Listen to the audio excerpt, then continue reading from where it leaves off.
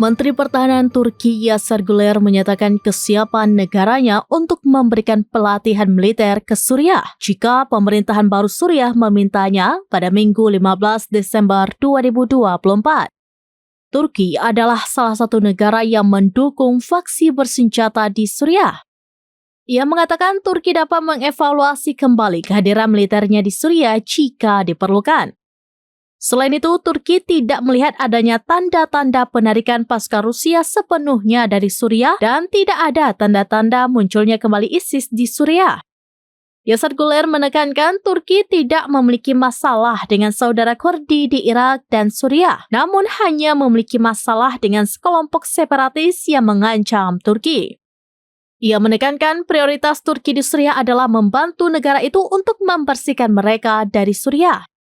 2 hari lalu, Menteri Luar Negeri Amerika Serikat Antony Blinken mengumumkan Amerika Serikat dan Turki secara umum telah menyetujui visi untuk masa depan Suriah. Kekuasaan rezim keluarga Assad dari Partai Ba'ath runtuh pada 8 Desember 2024 setelah oposisi bersenjata mengumumkan keberhasilannya merebut ibu kota Suriah, Damaskus.